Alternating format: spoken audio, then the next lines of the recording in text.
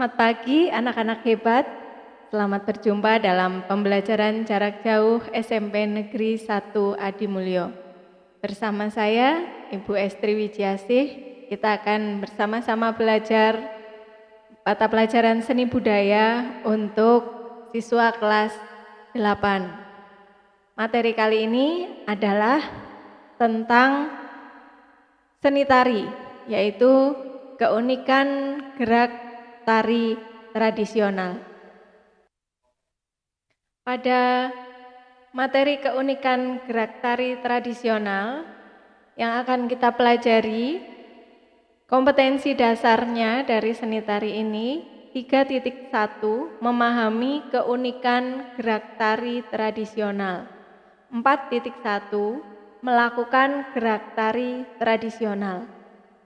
Untuk tujuan pembelajaran pada materi ini, yang pertama mendeskripsikan keunikan gerak tari tradisional, mengidentifikasi keunikan gerak tari tradisional, mengidentifikasi bentuk penyajian tari tradisional, dan membandingkan keunikan gerak tari daerah setempat dengan daerah lain. Nah, untuk yang pertama, tentang keunikan. Apa sih keunikan itu? Keunikan adalah ciri khas yang tidak dimiliki oleh yang lain. Sedangkan tari adalah seni yang menggunakan gerakan tubuh yang dilakukan di tempat tertentu dan pada waktu tertentu untuk mengekspresikan perasaan, niat, dan pikiran. Tari merupakan kombinasi dari berbagai elemen, yaitu tubuh, ritme, dan rasa.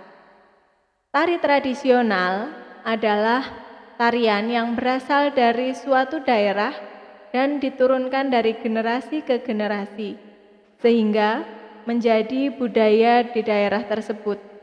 Tarian daerah biasanya memiliki nilai filosofis seperti agama, kepahlawanan, dan lain sebagainya.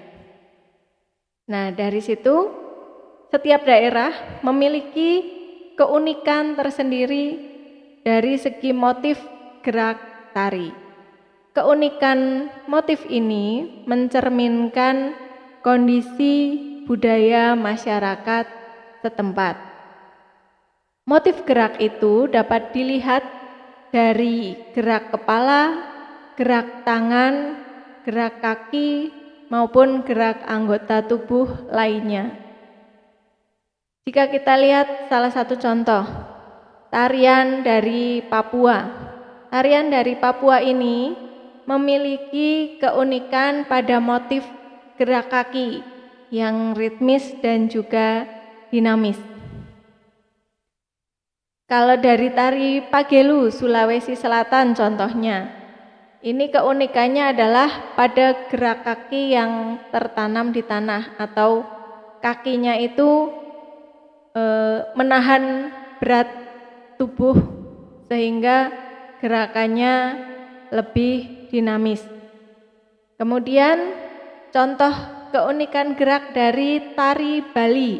Kalau kalian pernah melihat tari daerah Bali, contohnya tari pendet, keunikannya adalah pada motif gerak mata yang cepat bergerak ke kiri maupun ke kanan.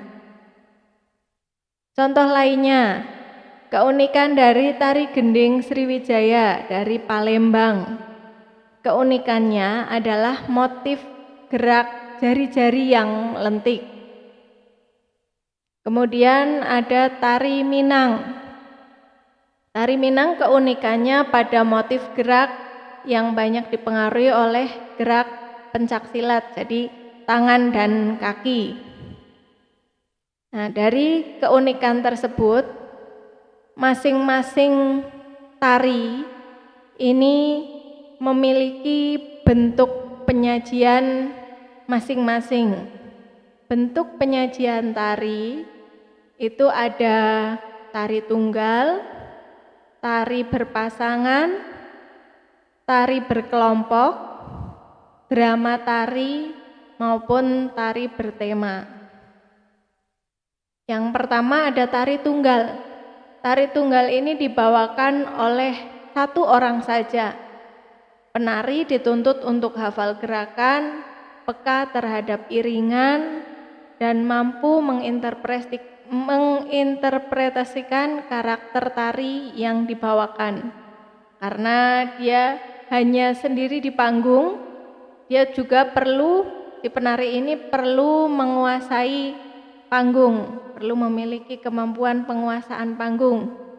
Contoh tari yang disajikan secara tunggal, contohnya tari topeng ronggeng dari Betawi, tari gambir anom dari Surakarta. Tari lainnya bisa kalian cari contohnya dari internet. Nah, ini ada beberapa gambar contoh tari tunggal, tari gambir anom dan tari ronggeng Betawi. Kemudian bentuk penyajian tari yang kedua ada tari berpasangan. Tari berpasangan ini dibawakan oleh dua orang. Dua orang ini bisa perempuan semua, bisa laki-laki semua, bisa juga laki-laki dan perempuan. Yang jelas berjumlah dua orang atau sepasang. Prinsip dari penyajian tari berpasangan ini, yang pertama, memiliki gerakan yang saling mengisi. Jadi maksudnya adalah jika satu bergerak ke kanan, yang satu bergerak ke kiri, atau bisa juga menggunakan pola lantai saling berhadapan, sehingga memunculkan prinsip yang kedua, yaitu saling interaksi antara penari satu dan penari lainnya. Ini ada interaksi.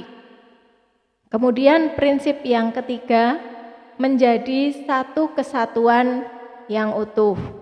Nah, contoh dari tari berpasangan ini adalah tari Srikandi Mustakaweni dari Surakarta dan tari payung dari Minang.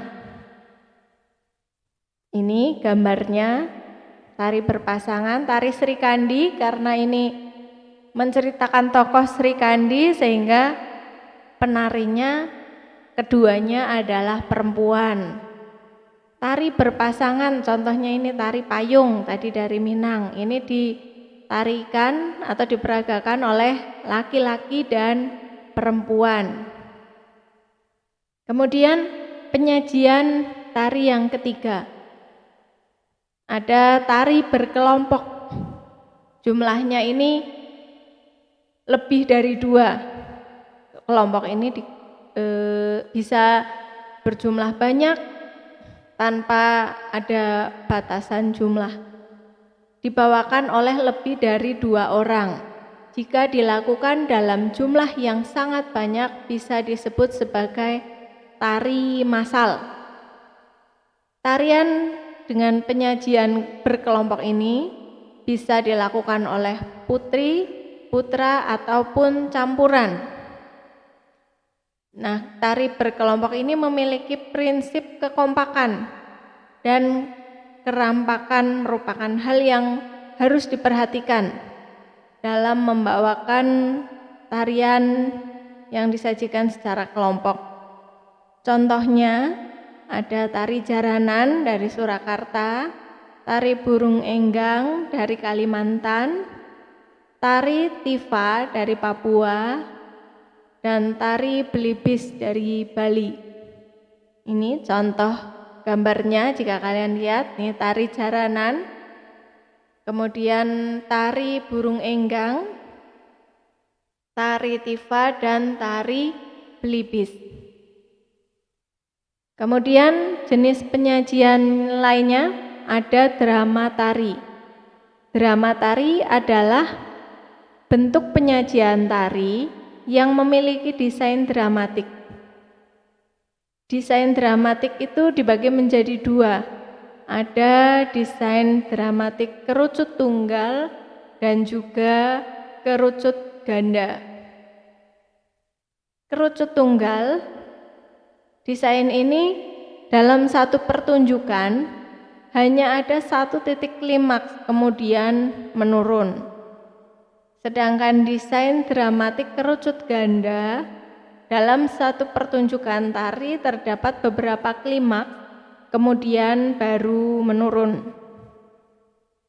Contoh drama tari, ini ada drama tari Matah Ati.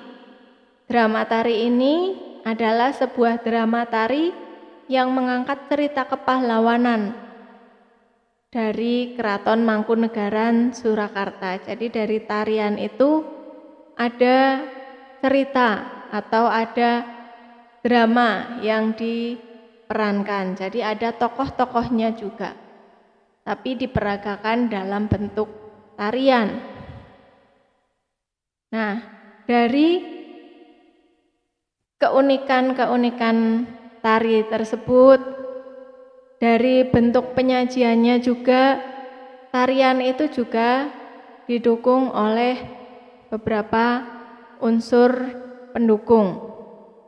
Ada unsur tata rias, ada unsur tata busana, dan juga tata panggung. Ada juga unsur properti dan iringan. Nah, materi ini akan kita bahas pada pertemuan berikutnya. Demikian anak-anak untuk materi pada pertemuan kali ini. Jangan lupa selalu cek Google Classroom kalian, karena materi ini juga akan Ibu posting di sana, termasuk tugas-tugas, jangan lupa dikerjakan. Selamat belajar dan tetap semangat.